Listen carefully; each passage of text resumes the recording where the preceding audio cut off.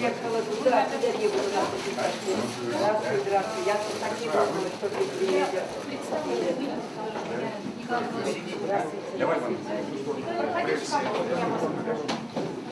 Ой,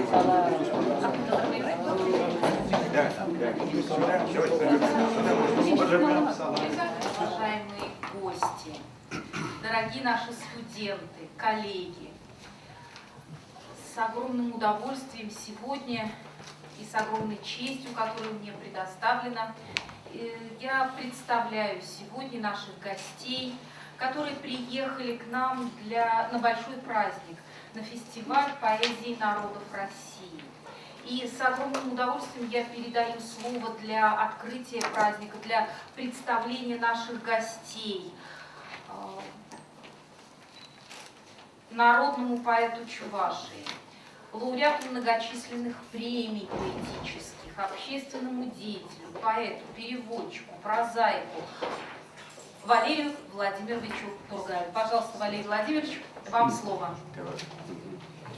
Можно сюда, здесь?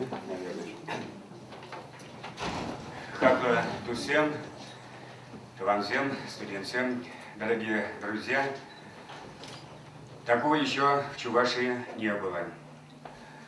Я, как старый молодой человек, говорю об этом со всей ответственностью. Впервые в Чувашии проходит фестиваль поэзии народов России Адал Азамача. Это чувашское название. Адал – это Волга, Азамат – это Радуга. Но это название можно перевести на русский язык. Красиво так, наверное, Радуга над Волгой. Радуга над Волгой.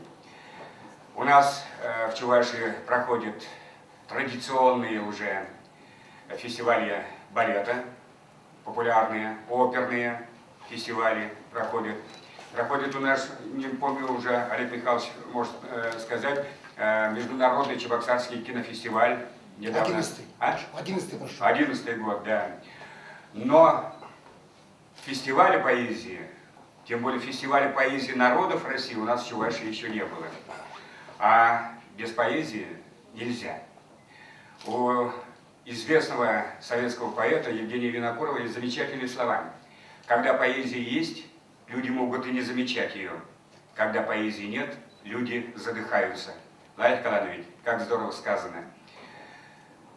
Поэзия – это язык и поэзия, литература, я считаю, основа основ, начало начал.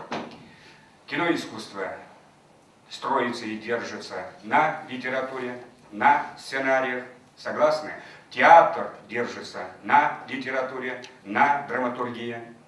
Но все-таки самое ценное, самый главный жанр, наверное, в литературе, это всех литератур национальных касается, это поэзия.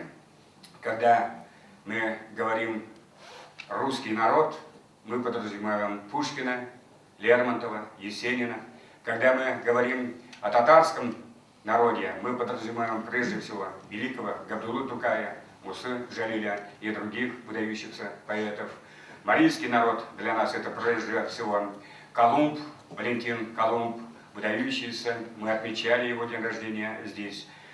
И, конечно же, чувашский народ может гордиться, заслуженно может гордиться своими поэтами, своей поэзией.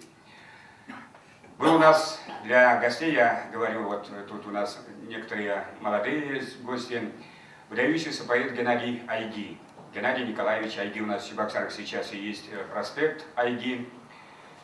Когда-то его не очень признавали, считали антисоветчиком, хотя он никогда не был антисоветчиком, искренне любил свою родину. И Геннадий Николаевич мне рассказывал, однажды, говорит, меня представили Надежде Яковлевне Мандельштам. Она работала здесь, в пединституте у нас. Можете зайти в интернет, поставить Надежда Мандельштам, Чебоксары, и найдете там очень много интересного материала. И когда Надежда Яковлевна узнала, что я чуваш по национальности, она сказала: а вы знаете, я работала в Чебоксарах, я объездила весь Советский Союз, я везде побывала, но нигде я не видел, чтобы народ так любил своих поэтов, как в Чебоксарах, как в Чувашии. Мои студенты могли часами рассказывать о своих поэтах, читали наизусть отрывки из поэм, их стихи, и меня это очень радует. Сегодня, может быть, эта любовь, может, не так ярко выражена, но тем не менее, сегодня и наша чувашская молодежь живет поэзией, любит нашу литературу, нашу поэзию. Ну и, конечно, никакая литература не может жить отдельно от соседей, от окружающего мира. И поэтому вот мы задумали провести такой фестиваль. Мы пригласили очень дорогих гостей к нам в Чебоксары, в Чувашию. Некоторые чуть позже приедут. Ну, позвольте мне представить моего великого друга, выдающегося сына Дагестана, аварского народа. Этот небольшой, может быть, народ дал миру, мировой литературы гиганта, великого Расула Гамзатова. Мой друг, народный поэт Дагестана, лауреат многих премий, председатель Союза писателей Дагестана Магомед Ахмедов. Аплодисменты. Я очень рад, что Магомед приехал, он еще сам расскажет, я уж раскрою секрет. Первый и последний раз до этого он в Чебоксарах побывал аж в 1975 году. Ему есть что сравнить сегодня, сравнивать. Приехал к нам настоящий, замечательный русский поэт. Его имя знакомо далеко за пределами Москвы и России. Только что он мне рассказал, как в прошлом году он был в Израиле, недавно в Казахстане, но в Чебоксарах он впервые. Сергей Соколкин, заслуженный работник культуры России, лауреат многих литературных премий. И приехал наш гость из города Ульяновск. Чувашия испокон веков Ульяновск называли Чембер, Симбирск, а татары Сембер, Шулаймай, Роберт, а вы? Вот. Из города Симбирска, Ульяновска. Фамилия Ульянов для нас, для Чувашии, особенно дорого, потому что Илья Николаевич Ульянов вместе с Иваном Яковлевичем Яковлевым открывал много-много чувашских школ. Александр Александрович Дашко. Молодой поэт, но уже очень известный, уже лауреат правительственной литературной премии Ульяновской области. Он у нас в Чебоксарах в 3-й раз. Ну, конечно же, очень тепло мы относимся к нашим соседям марийцам. Марийский народ, уникальный марийский народ, которого я очень люблю. Я обожаю их песни, их театр. И здорово, что мы дружим много лет. Альбертина Иванова. Заслуженный работник культуры, лауреат многих премий. Она очень любит Чебоксары, она приезжает к нам. Недавно она была у нас на презентации одного сборника, я потом покажу. Ну и, конечно же, из гостей здесь присутствует выдающийся, однозначно, татарский поэт, выдающийся сын братского татарского народа, народный поэт Татарстана, лауреат государственной премии Татарстана, человек, который то ли 20 лет, то ли 25 лет был депутатом Государственного совета Татарстана, Роберт Минулин, наш большой друг. И, конечно же, я не могу не представить наших своих родных поэтов, наша любимая великая Раиса Сальби. Лауреат, заслуженный и так далее. Наш великий народный поэт, один из немногих чувашских поэтов, который награжден орденом дружбы народов, народный поэт Чувашии Юрий Семендер. Заслуженный работник культуры Чувашии, уникальный человек, между прочим. Раскрою большую тайну, этот человек в свое время был даже представлен к званию Героя Советского Союза за то, что обезвредил шпиона, когда он служил в советской армии. Василий Керлень, поэт, переводчик. Да. И здесь же присутствует наш большой друг. Понимаете, вот говорят, национальность, да, это важно, но есть вещи, которые более важны, чем национальный фактор, национальные дела и так далее. Вот здесь присутствует настоящий украинец. Вы знаете, сейчас, что творится на Украине, это наша боль, это наша беда. Но не думайте, что все украинцы желают зла России, Чувашии. Выдающийся сын украинского народа, он уже наш, чуваш, Виктор Викторович Овчаров. Журналист, поэт, переводчик. И вот я хочу, прежде всего, предоставить слово... Нет, я хочу зачитать приветствие. Там должны были и приедут еще многие гости, но вот очень просил зачитать его приветствие народный писатель Удмуртии Вячеслав Ар-Серги. Какой псевдоним? Ар-Серги. Дорогие друзья, пусть вечно живет и цветет сердцу моему милая Чувашия, страна добрых людей и прекрасных поэтов. Да не иссякнет щедрость голубых небес к вам и роду вашему. От всей души благодарю вас за дружеское внимание к моей скромной персоне, приглашение на ваш поэтический форум. Извините меня, что долго тянул с ответом, до последнего думал, что как-то все же многое образуется и изменится в жизни, но, увы, изменений положительных нет. И поэтому мне не удастся быть у вас, прибыть к вам не смогу, простите великодушно, но, как вы знаете, душой я всегда с вами. Великий сын удмуртского народа Вячеслав Ар-Серги. А другой наш друг Юрий Щербаков из города Астрахань даже написал вот такие стихи. Я никак не ожидал от моего друга такое приветствие. Послушайте. В ответ на приглашение на наш фестиваль. На открытии фестиваля поэзии народов России «Радуга над Волгой». С низовьев Волги, осетров отары хотел бы вам пригнать, да нету, жаль. Зато привет, примите, чебоксары, поклон вам за поэтов, фестиваль, к вам сердце рваться из груди готово, где на литературных берегах будет звенеть рифмованное слово на разных и прекрасных языках.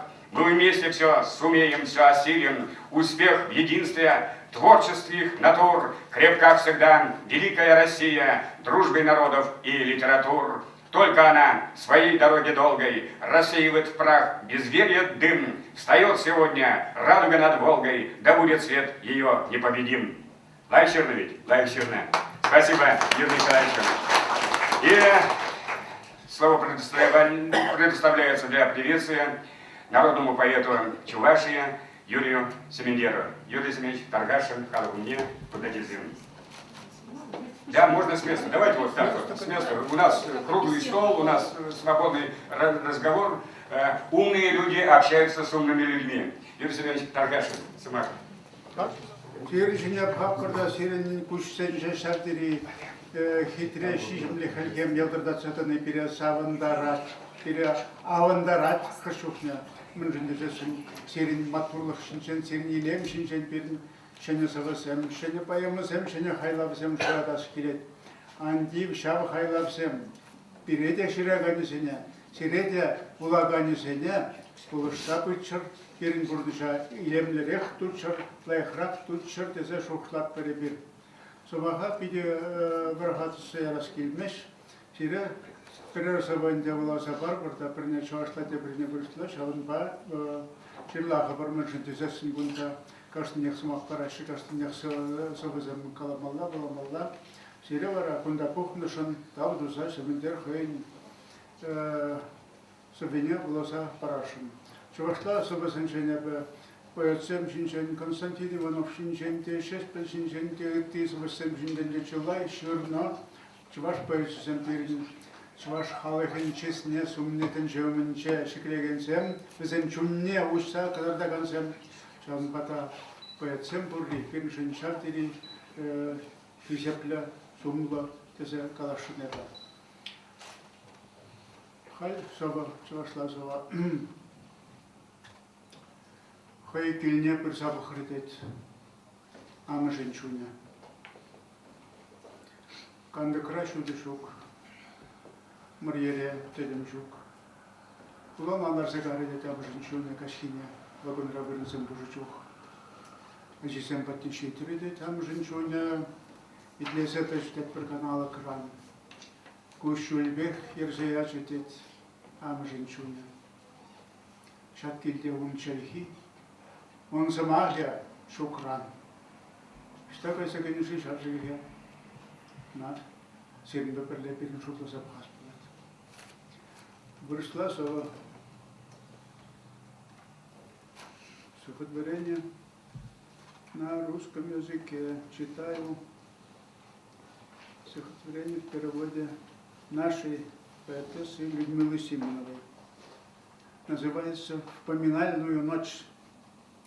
Соблюдая обычаи предков точь-в-точь, петуха Илезе зарубила в осеннюю ночь.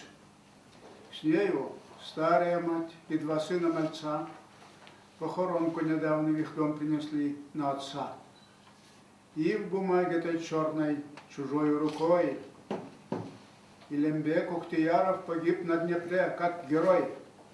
Этой ночью между ними незримо отец: вместе с нами поешь, говорит ему старший малец, а иначе тебя не осилит врага.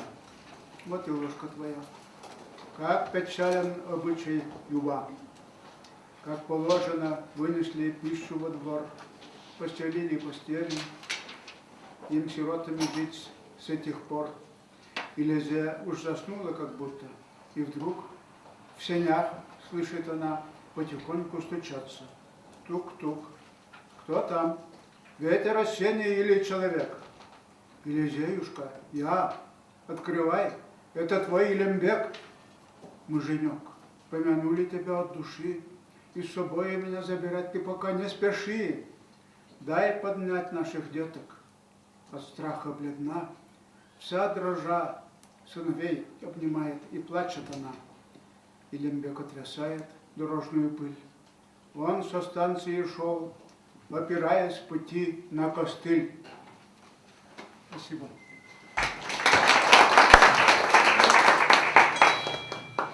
Давай, Юрий Семенович. А сейчас мы поговорим о Кавказе. Удивительный край, фантастические горы.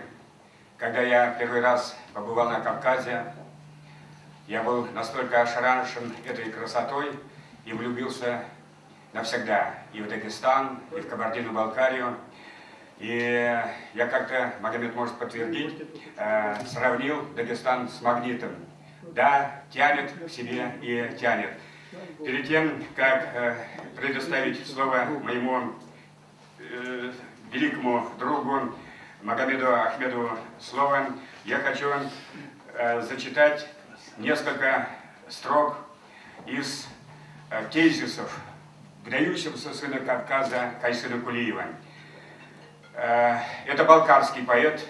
Кайсын Кулиев был ранен, очень сильно ранен под Орлом. Он воин, десантник. И лечился здесь у нас, в Чебоксарах. И мы установили на здании, где был эвакогоспиталь, мемориальную доску. Был дом от теления перекресток универмаг Подвиг, Чаунда. И для забока, Кайсын Кулиев. Я против жестокости, шовинизма и истребления людей.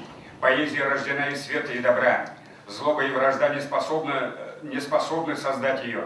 И, следовательно, поэзия не может служить им. Поэзия должна быть понятна людям, должна давать им моральную поддержку, мужество, надежду и учить их добру. Поэзия должна быть естественна и легка на восприятие, как, например, стихи Роберта Бернса и Сергея Есенина. Сверкающая словесная акробатика не производит на меня впечатления. Поэзия – самая прекрасная часть культуры человечества, и, подобно музыке, она одно из его высших достижений и бесценных сокровищ. Я верю в человека, поэтому и пишу. Кайсын Кулиев. А Магомед Сабби, Ева Чувашла, Пужарна Скер. Шагамбек Кенеге Пыларныча, когда-то я издал вот такой сборник «Салам Сарсен Дузен Чержила», «Салам страна прекрасных гор». Здесь стихи 14 поэтов, представителей 10 народов Кавказа. И, конечно же, здесь Расул Гамзатов, его знаменитые на весь мир «Журавли» Тарназен. Мне кажется порою, что солдаты с кровавых не пришедшие полей не в землю нашу полегли когда-то, а превратились в белых журавлей. Хошух, Манаил, Ганла, Варджахира, Тептуна, Шамрак, Патр, Салдаксем, Серген. Выртман бектуина от кажирень, гачейши век полза, шур тарназем. И вот стихи Магомеда Ахмедова. Котка, муравей, муравей, котка. Котка сильно с кером, я ваш рах полпачек с кером, и псана чермандарадов, кажару санрадайдадов, щиран машке собом санзар, санбала самах ламазар, хевежет солдав зархалых, щиндажук самах хушмалых, Шукшумай, утмашкан канлен, каммана хужан хуравля, бельман пычекше Сократом, и псана пидом занадов. Знай, мой маленький Сократ, как я завидую тебе. Слово имеет народный поэт Дагестана, председатель Союза писателей Дагестана Магомед Ахмедов. Аплодисменты.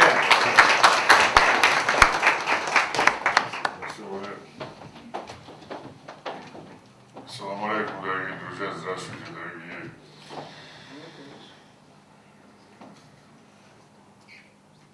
Я хочу сказать, что поэзия по своей природе это есть человеческий язык, общечеловеческий. Это единый язык мира, это единый язык души, это единый язык сердца всех народов. И на каком языке не читали стихи, на каком языке мы их не слушали, даже не зная поэта, можно понять поэта. По этой музыке, по этому состоянию, по этой душе. Особенно после того, как, если тебе представить, такой замечательный человек, как Валерий Тургай. Потому что он всегда изнутри светящийся у нас, он объединяющий, он братский, он дружеский, никому не завидующий, и вообще большой души, и замечательный поэт, и замечательный человек. И чувашский народ должен радоваться, что у них есть такой сын, такой замечательный, объединяющий, хороший. Не то, что он мой друг, я это говорю, это я говорю честно, как есть. Потому что его очень любят в Дагестане, в Ниве, особенно на моей родине, любят. Его знают, если вы сразу выйдете на Гуневскую площадь, обязательно кто-нибудь подойдет и говорит: «Вау, Валера приехал». Такое отношение к нему у нас в Дагестане. Девушки на танец приглашают. Да, очень много. А у них, Магомед, извини, традиция такая. Девушка, если хочет пригласить на танец кавалера, преподносит цветок. И палку. Ну, мне цветок надо. Да, прекрасная традиция. Я вот этой журавли, кстати, который он перевел Абзатовский, он перевел это по дороге из Дагестана, когда возвращался, аэропорту, и мне звонили, я перевел журавли, внуку закончил. Вот такие замечательные у нас бывают. Я очень рад, что я приехал в этот замечательный город. Это была первая моя юношеская, первая командировка, можно сказать, от института, когда я на первом курсе. Я приехал в 1975 году, летом, в Чувашию, Мордовию, Марий-Эл, Марийскую республику, три эти республики, группа наших студентов литературного института. Мы были вот такие же молодые, красивые, как вы, и читали стихи, встречались здесь. Я здесь был представителем замечательной дедушки. Николай Степанович. Вот он нас принимал. И вот с тех пор я, вот после гибели Советского Союза, после всех этих вещей, впервые, можно сказать, в новом времени, новой, но прекрасными традициями Чувашии. И очень рад, что здесь я знаю ваших поэтов, я читаю ваших поэтов. Кузангаев был нашим другом Дагестана, и Махмалаева. Я Воробьева хорошо знал. Алексей Воробьев. Алексей Воробьев, замечательного поэта. И других ваших поэтов. С Раисой мы, с Альбиной, на молодежных, на всяких фестивалях, в Москве присутствовали, везде бывали. Так что с Валерием мы давно дружим. Поэтому я хочу сказать чувашскому народу, пожелать народу Чувашии сохранить свою самобытность, сохранить свою. Сейчас идет совершенно непонятная какая-то атака на наши языки, на то, что это по-моему, только враги России могли такое придумать, потому что когда в нашем Кавказе сам царь посылал академика Услара, что его сохранил сохранил, что он создал грамматику аварского, табасаранского, даргинского и других языков. Потом советская власть такие замечательные делали учебники и вообще учили. У нас с детства мы читали Пушкина, Лермонтова, Блока, Есенина на аварском, на других языках Дагестана. Мы иногда воспринимали как бы свои стихи. Стихи свои. Такие хорошие были переводы, такие хорошие были. И язык был сохранен, и школы были сохранены, и все это было сохранено. Кому-то сейчас пришлось на ум, что надо запретить, не запретить, а вот добровольное, недобровольное изучение в школе, там, это совершенно непонятные, никому не нужные разговоры.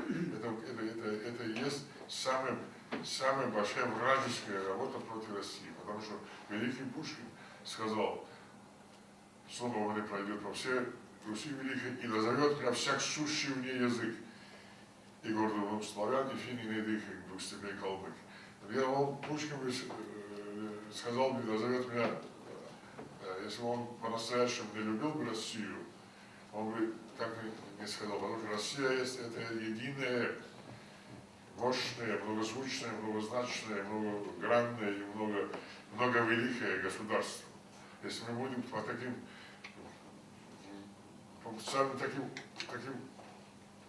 очень важным, трепещущим проблемам друг друга тыкать вообще иголками, и так хрупкая наша любовь, восстанавливающая с каждым днем, это станет еще хуже и хуже. Я думаю, все это пройдет, но там великое чувство ответственности, то великое чувство дружбы, то великое чувство единства, которое нас во все времена спасало на Руси, и в Советском Союзе, и везде, это останется. Если это не останется, не останемся мы. Потому что вокруг нас мы видим, какой лай во всем мире стоит вообще, и куда бы не смотрели. В этой ситуации надо выдержать надо и духом, и сердцем, и умом, и поэзией, и культурой. Именно поэзия и культура отвечают на эти после может экономика, и там, но главное, какой человеком делает, это его духовное состояние, это его духовная жизнь.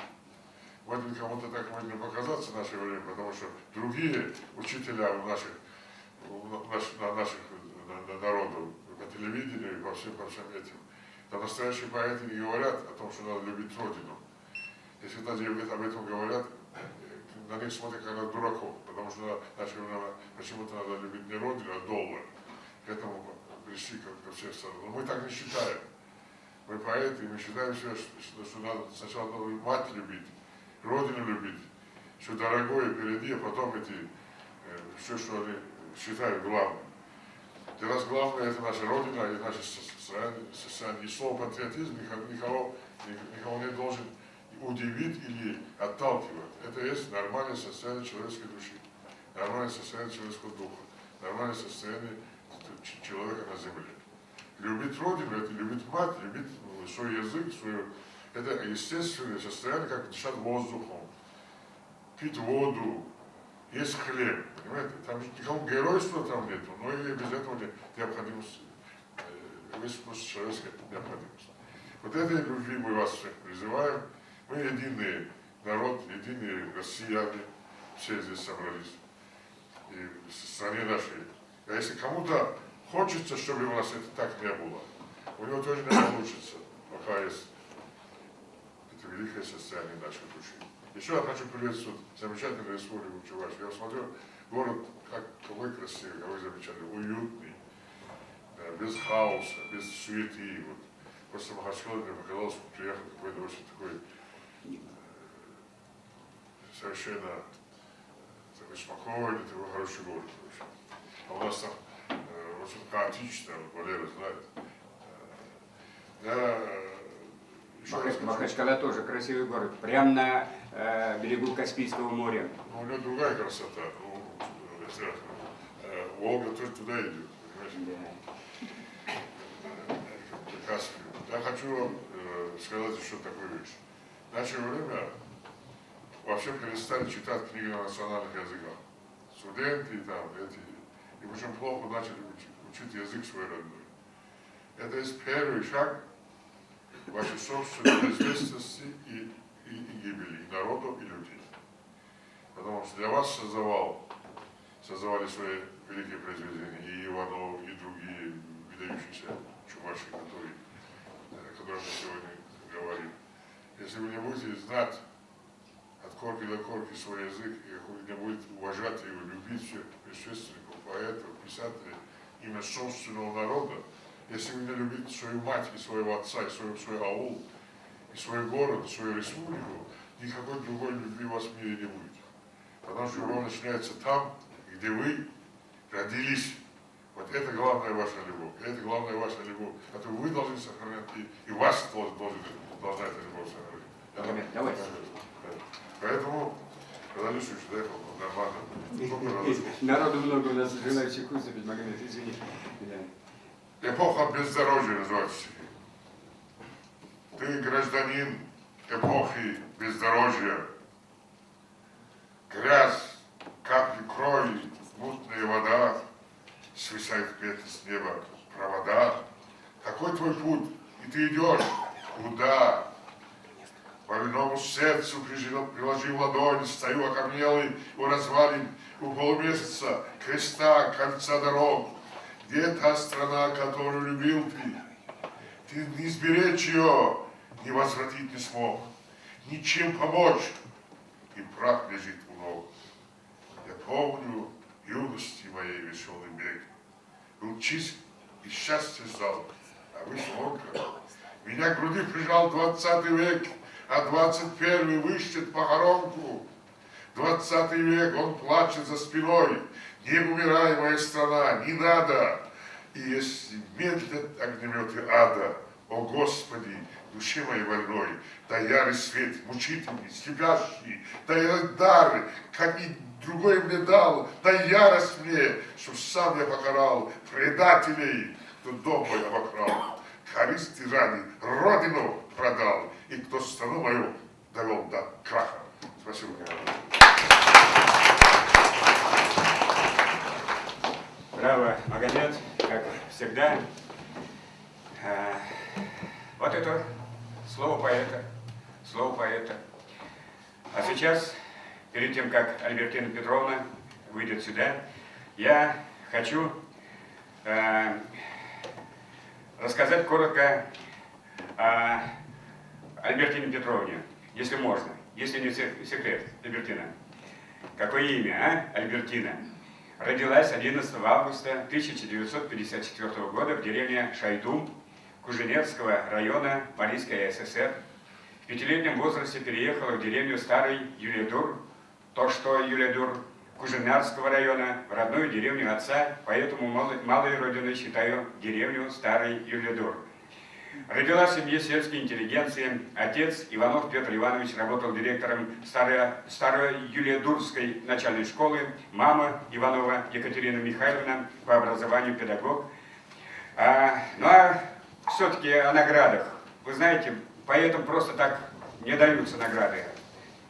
Заслуженный деятель искусств Республики Марий-Эл, лауреат Государственной молодежной премии имени Олыка Ипая Республики Марий-Эл, лауреат премии общества имени Кастрена, как правильно, Альбертина? Кастрена, это Финляндия, лауреат литературной премии программы родственных народов Эстонии, почетная грамота Марийского обкома, почетные грамоты, а самое, конечно, главное, она поэт, большой поэт, которого любит весь марийский народ и весь финно-угорский мир. Встречайте Альбертина Иванова. Спасибо за добрые слова, Валерий. Самую главную награду не назвали. Моя самая главная награда – это мои добрые, сердечные друзья. Вот, я к тому и вел, да. Несмотря на то, что я с собой взяла большое количество книг, не надо пугаться, я постараюсь быть очень немногословной. Но сначала я хочу с вами поздороваться по-марийски. Здравствуйте, дорогие друзья. Ехала я к вам с таким воодушевлением, с радостью, а когда вот испытываешь какое-то волнение в душе, начинается, возникают строки. И вот еду я, и две строки такие появились. И березняк твой такой же, и сосновый бор такой же, так чем же манишь ты к себе тогда? Сердечная Чувашия. Будет наверняка стихотворение. Будет. Домой приеду, уже, наверное, будет целое стихотворение. Вот что я хочу сказать.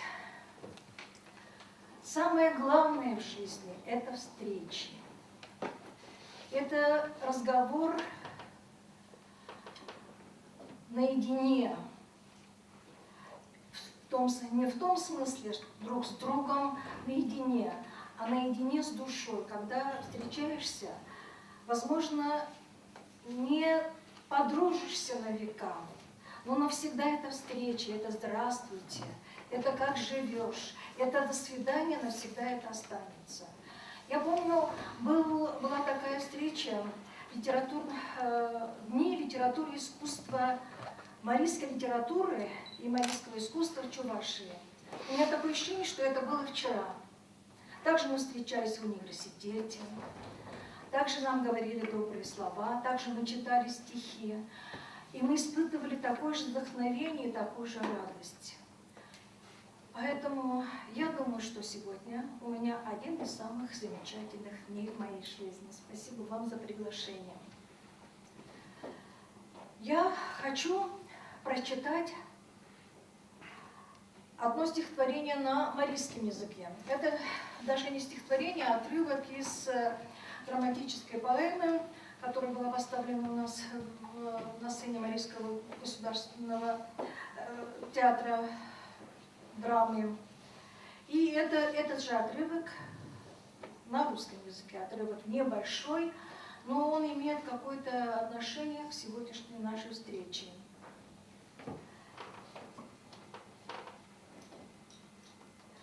Ах, Йылыш, и жара, эршоша, Талзан йолгорна, тол сескем, Шаршудым тӱрлӧ шош покшым, Ойлалтым шомак пышкем, Уи сорта ошкӱдыр оҥгыр. Шыркан пасу, шыма мардеж, Волгенче весела вӱдоҥго, Чыла эртен, чыла кодеш. Да печкалтеш ала кынерже, Тылзан йолгорно волгалтеш, Куаныме, ойганыме верже Тудлан тымланды налеш. Кугу сандалык, изи сандалык, Алакын пӱрымашыже шыга. Ме ваена история калык, Ик ешын илышыже мом шога, Мом тудын чон сандалыкше шога. Этот же отрывок в переводе нашего очень известного поэта Константина Ситникова, к сожалению, он от рождения инвалид, но просто замечательный человек и очень талантливый поэт. Ни страха, ни обид душа не знает, ведь без следа ничто не исчезает. Прощаясь с тем, чего дороже нет, я говорю спасибо, белый свет. Простые души, вот посланцы Бога, простая жизнь, вот лучшая дорога. Смежая веки, возвращаюсь вновь, я в лоно материнская любовь. Я ухожу, прощай, прощай, мой сын, ты остаешься сиротой один, но матери любовь всегда с тобою. Тебе я тайны жизни приоткрою и покажу, что свято, что грешно, где истина, где ложь. Душа давно в тебе томится, так запомни это. Дороже нет, чем тропка с лунным светом, чем искры в предвечерней синеве или узоры инея в траве. Невысказанность слов, подснежник белый, свеча на Рождество, взгляд несмелый, волнение Невы, легкий ветерок, плеск волн речных, бегущих на песок. Спустя 100 000 лет, как и в начале, земля, приют для счастья и печали, в большой вселенной малые живут, переплетаясь тесно там и тут. История, народ мы восклицаем, а в душе нередко забываем, важнее всего вселенная души. И вот мы сейчас на этой встрече соприкасаемся со вселенной души человеческой. И это огромное счастье. Вселенная души. Мы встретились 4 поэтессы российские, пишущие на 4 языках, также на одной встрече в Эстонии. И у нас возникла идея перевести друг друга. И мы перевели друг друга, и у нас появилась вот такая серия.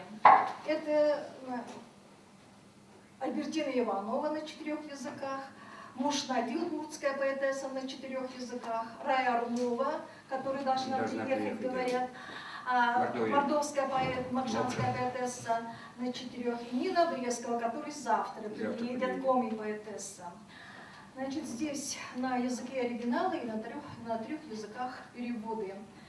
Мне кажется, вот таким образом мы не только друг друга полюбили произведения своих соседей, но мы и полюбили друг друга.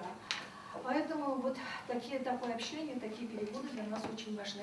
Я знаю, что ваше учебное заведение очень авторитетное, сюда приезжают многие учиться. Я думаю, что здесь у вас есть студентки и макшанцы, и коми, и марицы, и удмурты, поэтому я хочу подарить вот этот цикл переводов университета. Эксклюзив. Блестящие идеи такого перекрестного перевода, блестящие идеи, я думаю, это станет очень ценным экспонатом и очень ценным ресурсом нашей библиотеки, потому что здесь сидят студенты, я думаю, они оценили уже, девочки и мальчики, которые являются студентами филологического факультета, из факультета чувашской и русской филологии. Огромное вам спасибо. Для укрепления дружбы народов российских, для пропаганды разных литератур, национальных литератур в Москве. Он коренной москвич, если я не ошибаюсь, но сам скажет, да. Сергей Соколкин, встречайте, Москва, город Москва. Все наврал. Я не коренной москвич, а более того, я вообще из других мест. Я родился в Хабаровске на Дальнем Востоке. Да. Это очень далеко. Жил на Урале, только потом добрался до Москвы. Ну, коренной, то есть москвич, в общем, как чуваш, родившийся в Татарстане. Друзья, я хоть и поэт, в общем-то, и как бы даже автор песен известных, которые поют почти 60 наших исполнителей, но здесь много замечательных поэтов, и я не буду отвлекать ваше внимание стихами, я в данном случае выступлю здесь как пропагандист скорее, поэтому я заранее прошу минуты на 3 мне больше дать, это очень важно. На 2,5. На 2,5, хорошо. Друзья, я не зря стал говорить, что вот я не только там поэт, писатель и так далее. Все началось с Дагестана, с Кавказа. В 2011 году попал туда, подружился со многими поэтами замечательными, в частности с Магомедом Ахмедовым, спокойным, вот, тогда еще живым Абдулой Дагановым, ну и так далее, и так далее. И результатом вот этой дружбы и так далее стала книга, которая называется «Молитва в дагестанском небе». Кстати, это строчка из переводных стихов Магомеда Ахмедова. И, по-моему, в 2013 году вышла книжка «Молитва в дагестанском небе». Потом было второе издание в 2015 году. Теперь появилось третье издание в 2018 году. Сейчас здесь 31 поэт с 10 языков Дагестана. Добрался уже даже до Абдулатипова, бывшего главы Дагестана, сейчас специальный представитель.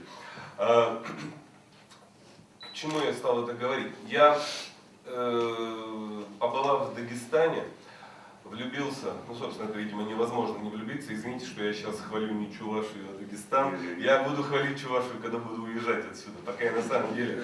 Сергей, Чувашия это тоже Дагестан, только без гор. Ну, можно и так сказать, да. Чуваш, скажет, что Чуваш это гора. О, спасибо, дорогой. В общем, когда я попал, ну, я вот влюбился, приехал, а это же время, как вы сами помните, совсем немного времени прошло после Второй Чеченской войны, и мне, как москвичу, коренному, как уже было сказано, в общем, живущему в Москве, многие эти вещи ну, чего греха таить, да, не зря ведь, ну, возникла, с одной стороны, конечно, это отвратительная совершенно фраза, там, лицо кавказской национальности, но оно было. И много других есть слов неприятных и неприличных, как бы, но они бытуют. Я вот даже роман написал на эту национальную тему, называется «Русская чурка». Не буду сейчас о нем говорить, кому интересно, сможете посмотреть. Был лидером продаж во всех московских магазинах. Но неважно. В общем, когда я побывал там, мне захотелось донести всю правду о том, что реально происходит на Кавказе, какие они настоящие люди, которые живут на своей земле, которые знают свой родной язык, которые любят свой родной язык. И, конечно, это преступление забывать свой родной язык. Не надо всем говорить и писать на русском. Для этого русских хватит. Вот, у нас просто, к сожалению, нет другого языка. Да? Вот. А у вас, наоборот, счастье, у вас есть и русский, у вас есть и родной язык. И пишите, дорогие, на русском языке, на своем языке, а на русский мы уж вас как-нибудь переведем сами. Вот. Ну а вы нас, если захотите, переводите на ваши языки. Так вот, я когда вернулся, я даже написал такую статью, она была потом во многих газетах опубликована, «Есть и другой Кавказ». То есть да, конечно, о том, о чем в основном писали наши СМИ, что там Кавказ это сплошные бандиты, преступники и так далее, и так далее. Да, конечно, еще раз повторяю, были такие. Но почему-то не принято было писать о замечательных подводниках, о замечательных, я не знаю, военных, о героях Российской Федерации, о полицейских, которые гибнут, обезвреживая, так сказать, бандитов, ну и так далее, и так далее. В общем, не буду я сейчас затягивать с этим. Я скажу о главном. Я организовал просветительский проект народного единства, дружбы народов «Белые журавли России». Конечно, наши крылья растут из Дагестана, собственно, оттуда все это пошло. Валера вот говорил как раз о песне замечательной, это «Журавли» Расула Гамзатова. Но мы пошли дальше, мы стали делать немного другое, а потом уже и совсем другое. И наш фестиваль, я все время подчеркивал, наш просветительский проект, наш фестиваль, и наш и так далее, он не Расула Гамзатова, мы именно стремились к тому, чтобы он стал просветительским проектом и фестивалем всех народов. Не, еще раз повторяю, не дагестанского. В Дагестане замечательный фестиваль, великий фестиваль. Мы все равно лучше не сделаем. И не надо делать лучше. Как можно делать лучше, чем у себя на родине? Да? Вот. И он проходит прекрасно и в Махачкале, и в Дербенте, и в Гунибе, и в Цаде, и где только не проходит. И в Ботликском районе, ну и так далее. А мы решили сделать в Москве для того, чтобы, все-таки Москва столица нашей родины, и туда все-таки больше народу приезжает. Ну и самое главное, что да, я ставил себе целью показать людям, не буду скрывать, мне даже многие говорили, а нафига тебе это надо? Тебе их тут мало шастает по улицам, зачем ты их еще сюда тащишь? Вот.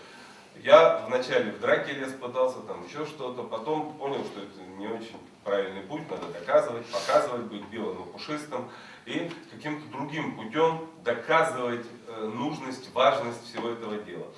И так как все-таки мы писатели, кто здесь собрался, я организовал группу людей, которые, в общем, разделяли мои мысли, мои идеи, и мы стали переводить. Значит, вот это была первая книга, ну, вторая, перед ней была еще «Живут в Дагестане горцы-аварцы». Вот. А потом пошли другие книги. Все с тебя, может, как начиналось. Все начинается с Магомеда.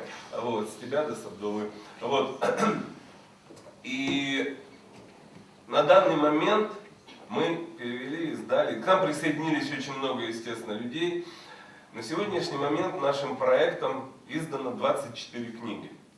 В Москве это, ну, больше, я не знаю, чтобы где-то издавали больше. То есть, причем мы не только вот целенаправленно переводили, но и издавали. И с этого года мы, кстати, выиграли президентский грант. Впервые за 8 лет нас поддержал президент Российской Федерации. Вот. Мы, более того, чуть позже сейчас скажу, мы вот уже в рамках президентского гранта, а мы не только издаем книги, также мы проводим фестиваль, на который я, кстати, приглашаю. Ну, поэтому отдельно я все скажу. У нас в ноябре месяце, 9 числа, будет большое торжество.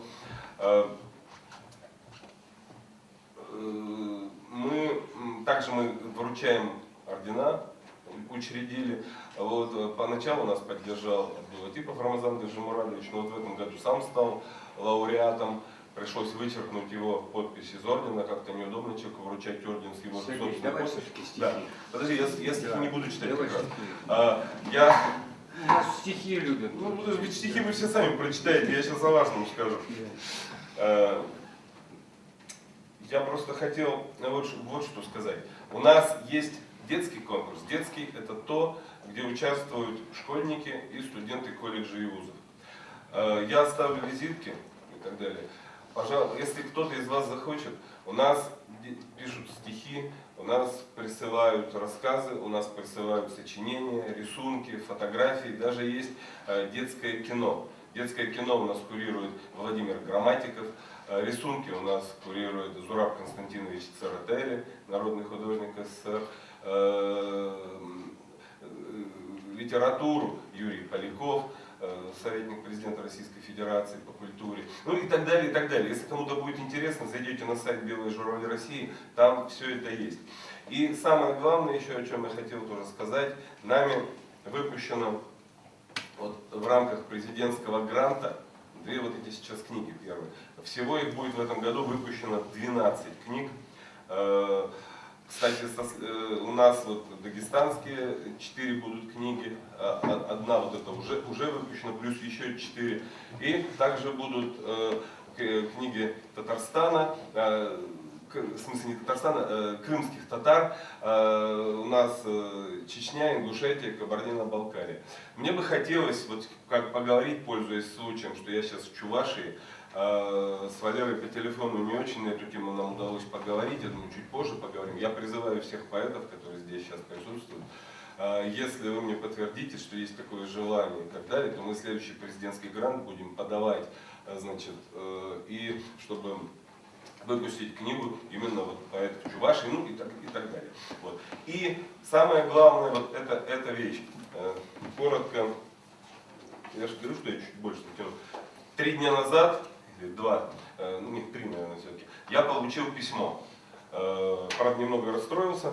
Значит, подписанное первым заместителем руководителя администрации президента Российской Федерации Сергеем Владимировичем Кириенко.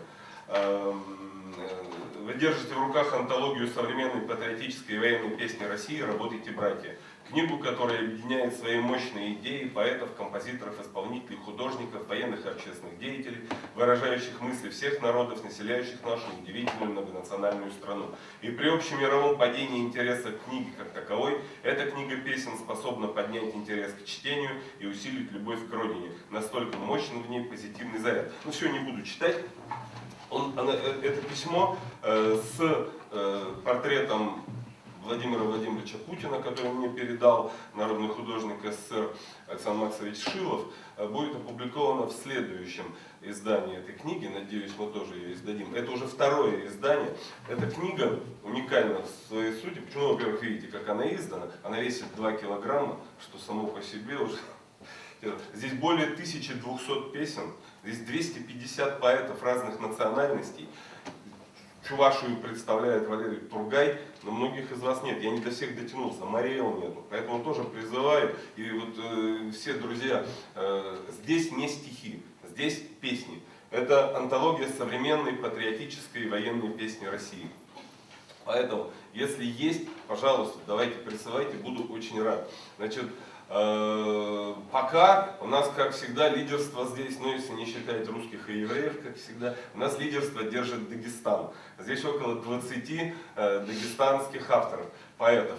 Значит, по иронии судьбы начинается с Абдулатипов, Абдулманапова, Абдурашидова, там, Абдулин, еще. У меня замминистра МВД, когда смотрю, говорит, что у тебя тут, русские-то вообще есть? Вы дальше листаете, просто А, Б, Д, поэтому. Так вот, указаны композиторы, указаны исполнители данных песен. И в чем еще уникальность, такого не было даже в Советском Союзе. Почему говорю даже? Потому что Советский Союз, там уделялось большое внимание чтению. Я обратился к Зурабу Константиновичу Церетели, это наш друг, мой друг в частности, президент Российской Академии Художеств. И я его спросил: Зураб Константинович, ведь не только поэты и композиторы у нас патриоты, вы же тоже патриоты? Он мне говорит, конечно. Я говорю, ну раз конечно, вы же мне дадите свои, так сказать, картины? Конечно. Я говорю, а другие академики Российской академии художеств дадут нам свои картины? Конечно. И вот с легкой руки Зураба Константиновича у нас здесь 63 цветных вкладки. Вот. В переиздании их стало, ну было вначале меньше, в переиздании их стало на 12 больше. Шилов мне дал 6 новых вещей, да, и так далее. Вот, собственно, чего я хотел показать вам. И, да, я тебе это буду вручать, ну то есть сейчас или потом? Сейчас. Сейчас, ладно. Потом вернешь, чтобы завтра при голове еще вручил. Так, а вам я тогда давайте вот молитву в дагестанском небе.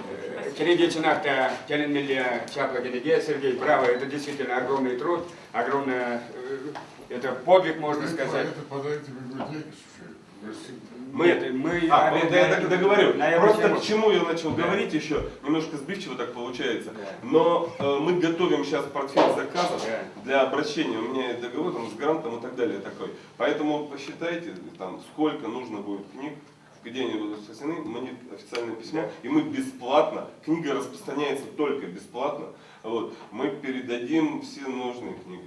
Все, спасибо. Аплодисменты Сергею Юрьевичу. Побольше было таких русских людей, которые любят и свой великий русский народ, но которые еще и любят и татарский народ, и марийский народ, и чувашский народ. Увы, есть такие, которые, ну, о них не будем сегодня говорить. Сейчас от имени великого украинского народа я хочу, чтобы выступил наш великий друг Овчаров Виктор Викторович. Несмотря на состояние здоровья, он, как всегда, сейчас с нами. Виктор Викторович очень много сделал для пропаганды чувашской литературы. Он переводил Уксая, других поэтов. Виктор Викторович, вам слово. Спасибо.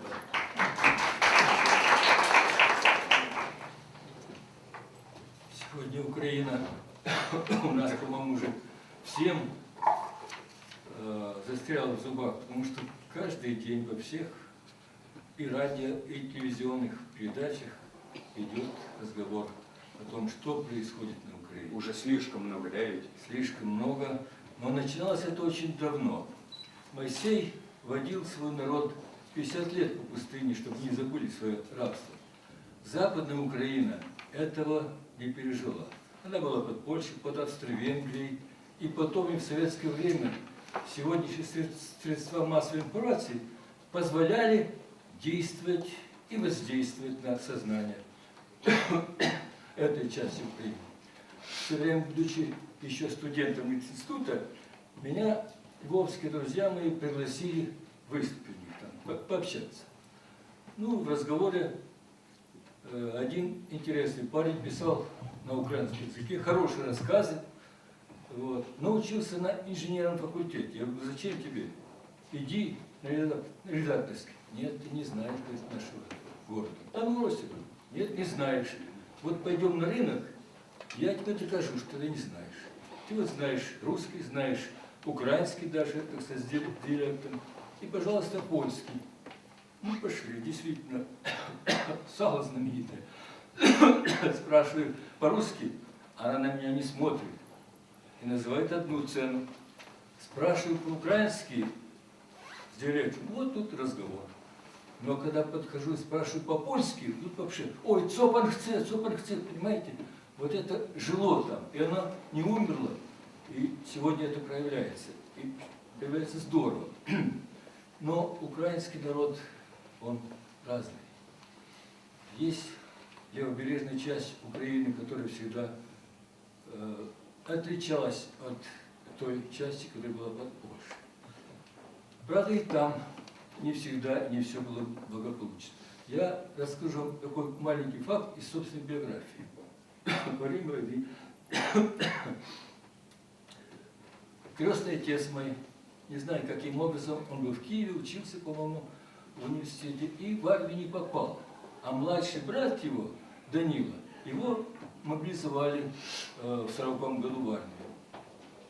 И получилось так, что один оказался в советской армии, а другой потом оказался у немцев в откладе полицаем и так далее.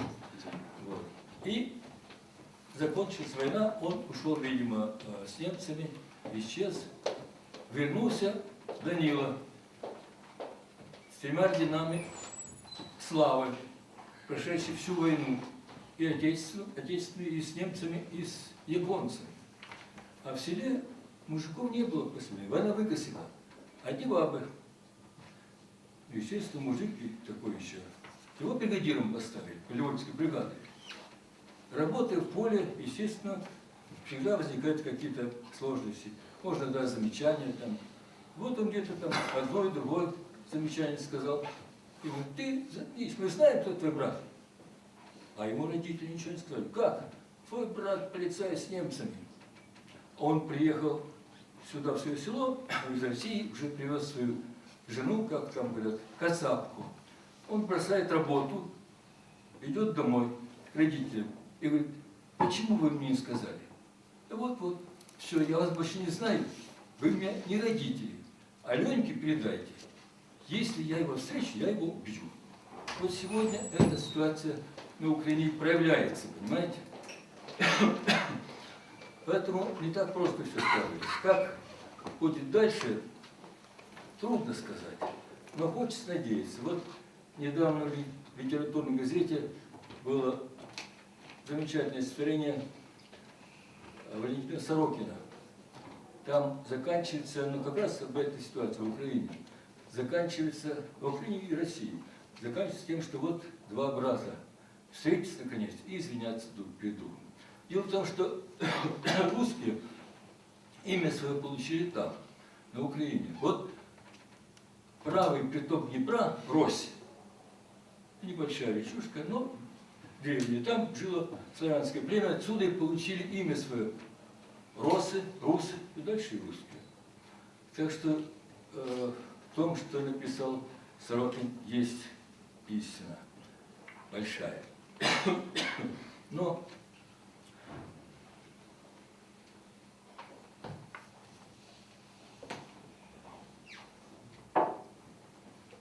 думая об этом, куда ты не уйдешь, я написал такое стихотворение. Называется «Утренняя молитва». Укрепи мое терпение, Боже, сохрани во мне достойность дум. Перед горьким искусом негоже быть самим собой не в ладу. Мир сдурел, сумяшися ничтоже в злом эгоистическом бреду брат на брата. Тупо точит ножик, и беда косится на беду. Дальше сильнее, в суете продажной, звону злата, властности бумажной, не стражась угроз, отверженно влезть, каменных сердец осторгая, уберечь в живых от поругания хоть бы малость, доброту да честь. Спасибо.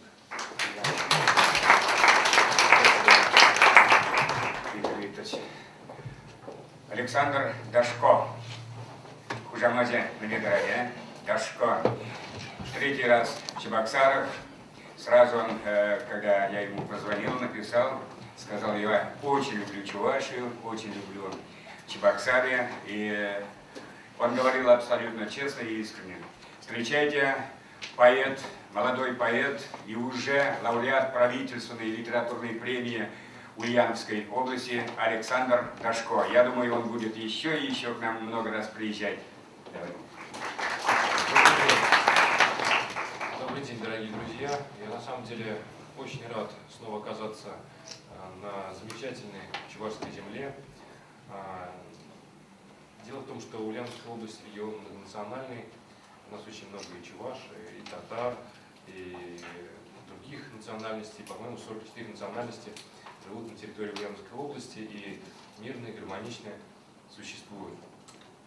И хочу сказать несколько слов про ваш замечательный город, который я видел, к сожалению, только зимой и ранней весной, но сегодня вот довелось его увидеть в цвету, проснувшихся после долгой зимы. Все покажем сегодня. Все покажем. Сегодня, да, увидим. Хочу сказать, что у вас замечательные поэты, потому что мне в прошлые приезды дарили разные книги и сборники, некоторые с переводами, некоторые без.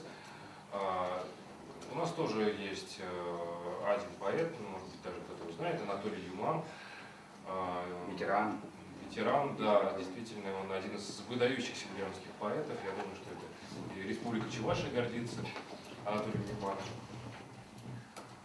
Я хочу сказать, что представляю такую организацию, как Совет молодых литераторов, который в этом году на 15-м съезде Союза писателей был создан в структуре Союза для того, чтобы молодежь, творческая молодежь, следовала за идеалами старших товарищей, взрослого поколения. Для меня сегодня большая честь выступать и быть в компании таких выдающихся, великих поэтов и деятелей культуры. И необходимо, чтобы мы, молодое поколение, все это понимали и следовали этим идеалам, уважали и сами стремились к тому, чтобы принести через свою жизнь любовь к родине, к литературе, к русскому слову. И поэтому в связи с этим хочу презентовать вам сборник. Буквально вчера вышел ульяновский сборник, составителем которого я являюсь, молодых литераторов Ульяновской области, куда вошли 63 ульяновских поэта и прозаика. Многие уже не живут в Ульяновске, кого-то уже с нами нет, но это такое уникальное издание. Я его с удовольствием дарю вам. Это будет очень интересно. А стихи? Познакомиться. Стихи как читать. Заключение, да. Там еще буквально два слова. Тоже, пожалуй, рекламная пауза. Что если вот среди вас есть молодые пишущие люди, то обращайтесь в Совет молодых литераторов, Союза писателей России. И дело в том, что есть много соблазнов для молодых литераторов, есть всякие коммерческие частные фонды, которые сбивают людей с истинного пути либеральными ценностями.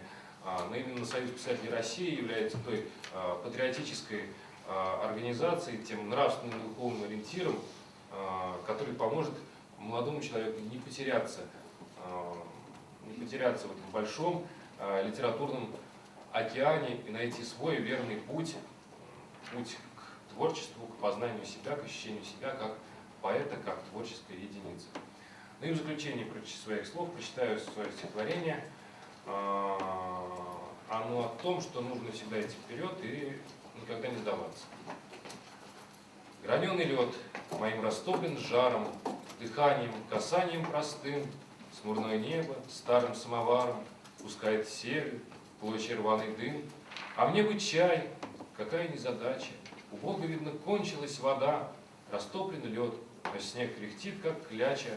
Увы, борьба, удел наш навсегда, идти в пургу, пусть даже на удачу, споткнуться, поскользнуться и упасть. Быть может, кто-то все же выдаст сдачу за эту неразмененную страсть. Тогда какой-то голос незнакомый меня вдруг спросит, будто невзначай, ведь хорошо, что в пору-то истомы на небесах не пил ты с Богом чай, и я пойму, что падал я недаром, с души сдирая кожу, а пока смурное небо старым самоваром пускает серым дымом облака. Молодец. Олег Владимирович, не позволите, я расскажу такой один трепетный случай, который меня больше всего поразил мой первый приезд в Чебоксаров. Здесь была некая конференция, посвященная закрытию года литературы. И всех гостей конференции пригласили в ваш национальный театр на спектакль, как раз посвященный Константину Яковлеву. Иванову, автор Нарспи. Да, он был посвящен Константину Иванову, но в спектакле фигурировал сам Яковлев. Ну, конечно, их отдельные нет. Да. И дело в том, что был очень плохой сурдый перевод, и я у своей соседки все время спрашивал, что же происходит на сцене, что же. Они говорят, ну, действие происходит в Симбирской гимназии. Я думаю, как будто никуда не уезжал из Ульяновска. Это вот еще раз доказывает, что на каком языке мы не говорили, в каком городе мы не жили, все равно у нас одно общее литературное творческое пространство. Всем желаю творческих успехов, студентам успешных каникул и, главное, читайте хорошую литературу.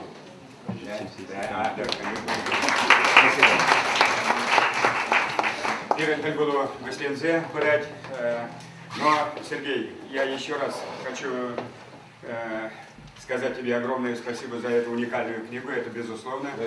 Но поскольку ты, подожди, Сергей, ты сказал, что единственным автором чувашским является вот Тургай. Я в доказательство, ребята, я хочу вот показать, вот здесь вот Тургай Валерий Владимирович родился 17 апреля 61-го, и стихи «России, Родине моей». Япна Чирна и Гибинди Ултамашулда. Эти стихи написаны, вот ты дату не поставил, я просил тебя, Сергей, еще в 2006 году. Это сейчас, вот Америка, санкции и так далее. Вот. И тогда уже я как бы почувствовал, что что-то не такое происходит на земном шаре. «Россия, Родине моей». И неожиданно для меня перевел Николай Михин, который живет в Санкт-Петербурге. Но Олег Самана написал музыку в своем стиле и сам же поет эту песню. И для Забухарга. Кого ты себе сотоварищи прочишь, с кем дружбу стремишься водить? Кому ты, Россия, понравиться хочешь, кому угодить? Для многих Америка идолом стала, с Эдемом Канар да богам, а с ней и Европа.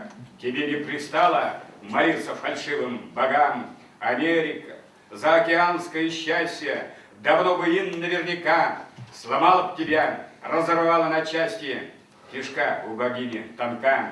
Европа прикинуться доброй умеет, сыта и предаст в трудный час, ведь сытый голодного не разумеет, тому ж предавала не раз.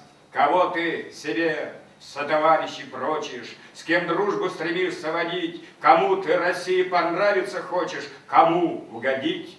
Пред кем ты стоишь, гремыкой смиренной, кто сети коварства плетет, во всем унижая тебя откровенно, в лицо презирая плюет? Им страны и люди покорные любы, вползайте в открытую дверь, мир видит воочию, себя они любят, не верим, Россия, не верь, с колен поднимись, распрями свою спину, расправь богатырскую стать, пусть мысли кому-то понравится, сгинут, тебе ли кому угождать? Чувашалай, Храхпалах. Но я очень хочу, чтобы здесь сейчас приветствовал наших дорогих гостей мой учитель Иосиф Дмитриев. Уникальный человек, он скромно там сидит. Я немногих называю своим учителем, а Иосиф меня, студента 3-го курса университета, а он уже после Ленинградского алгебника, они учились вместе с Михаилом Боярским, вот, а потом у Завадского учился в Москве. Перевернул он все мое сознание, он заставил меня написать первую мою пьесу. Я ему говорю, я не умею писать пьесу. Иосиф Александрович, пиши! Вот и написал. Иосиф Дмитриев, заслуженный деятель искусств Чувашии, лауреат премии имени Сейсперя и так далее, и так далее. Я вышел потому, что Валерий Владимирович мне сказал о следующем фестивале в Чебоксарах. Это фестиваль тюркских или национальных театров детских. Вы, наверное, тоже впервые слышите, хотя нет, вряд ли. Значит, мы устраиваем фестиваль тюркских народов. К нам приезжают финно-угорские народы и провинциальный русский какой-нибудь театр один тоже русский. Так что в следующем ноябре мы вас приглашаем на этот фестиваль. Только, Владимир Владимирович, я что-то не понял. В чем вы подозреваете Пушкина? Вы сказали, когда мы говорим о России, мы подозреваем Пушкина. Подразумеваем, я должен. Я подозреваем, сказал, что ли? Я в школе плохо учился. Подразумеваем, наверное. Подозреваем. Дело в том, это очень важно, что наш, как говорят, никогда не говорю сложное время, потому что сложное время усложняем мы сами, время усложняем мы сами, а не время нас что-то там делает. Мы все сами усложняем. Вы занимаетесь словом, поэзией, и здесь сидит много молодежи. Сколько человек знает чувашский язык? Поднимите руки. Либо лишь. Бензин в аэропорте, согласен. Значит, дело в том, что я этот вопрос не зря задаю, потому что у нас ресурсы кончаются в театре, как бы сказать, и актеров, молодых, прямо вот так, с пылу жару, да, молодых нету. Тем более драматургов и еще критиков, театральных критиков вообще нет. Вообще нет. Критиков вообще нет. Бывает. Не бывает. Вот. У нас чуваши, как говорит Пушкин в письме к Вяземскому, критики нет. Вот так и живем без критики. И потому я тут критику кинул в адрес. Чего он подозревает Пушкина? Вот. Так что очень много работы для молодежи. Очень много работы. И потому я сейчас со своей, как бы сказать, точки зрения, да, поздравляю вас с фестивалем «Радуга над Волгой», но приглашаю всех в театр, потому что работа вас там ждет. Вас там ждет, и проверяете, можете, мастер-классы проводятся в октябре месяце, в ноябре месяце, и по актерскому мастерству, и по драматургии, и по истории театра. У нас работает театр Туза, клуб, так что мы встречаемся, проводим какие-то заседания профессиональные, не просто там идеологические, мы никого не воспитываем. Мы хотим, чтобы в театр ходили те, которые воспитывают сами себя. Они ждут, когда из них театр сделает людей. Вы меня поняли? Еще Это разный подход. Мы уважаем зрителя, любим зрителя и готовы вместе с ним работать над нашим существованием. Спасибо за слово. Ну, четыре бана в Украине забирать видео бури, херзем, качезем. Богат после этого. Если вот позволите, давайте завершим стихами Пушкина, великого Пушкина. Я держу в руках сборник Александра Сергеевича Пушкина «Чарем-Мадью на Серенге», а сердце оставляю вам. Здесь 65 стихотворений Пушкина в моем переводе на чувашский язык и оригиналы. Вот это по-своему уникальная книга. «Добрый совет». Стихи, написанные где-то в 1817-1820. Точной даты нету. «Добрый совет». Давайте пить и веселиться, давайте жизнью играть. Пусть чернь слепая суетится, не нам безумной подражать. Пусть наша ветреная младость потонет в неге и вине. Пусть изнимающаяся радость нам улыбнется хоть во сне, когда же юность легким дымом умчит веселье юных дней. Тогда у старости отымем все, что отымется у ней. Пушкин. Чувашла, Тураганаш.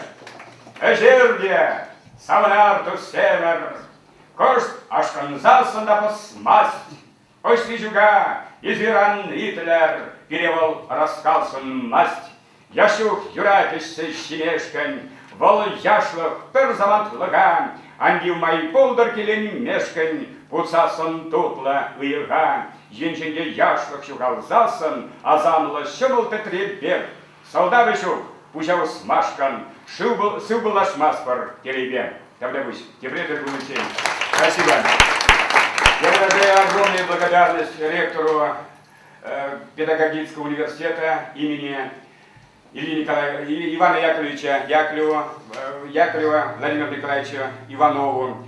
Он, как только мы из министерства позвонили вот с таким предложением, есть в рамках фестиваля провести встречу со студентами педуниверситета, сразу дал согласие, сразу поддержал эту идею. Он к сожалению, занят выборными делами, но душой он сейчас здесь, он очень любит литературу, очень любит поэзию. Огромное спасибо ректорату, руководству нашего любимого, уважаемого педагогического университета имени великого Ивана Яковлевича Яковлева. Тавдабысре Бурнеде Телеля Булар, наполнив свои души поэзией. И даже природа, наверное, отразилась в том многообразии, которое сегодня прозвучало. Мы пережили и солнце, и ветер, и бурю, и грозу. Точно. Опять солнце. И опять солнце. Все, что воплощает в себе поэзия, это жизненное многообразие, многообразие мира, многообразие человека, многообразие человеческой души. И мы хотели оставить время на вопросы студентов, но мне кажется, вам нужно сейчас пережить, эмоционально пережить то, что мы с вами сегодня вобрали в себя, в наши души, в наши умы. И я поздравляю сегодняшний это самые поэт, счастливые студенты педагогического университета на данный всех момент. нас с тем, что мы сегодня провели такое замечательное, не хочу сказать мероприятие, такую замечательную встречу и такие великолепные знакомства с поэзией, со словом, с национальным словом.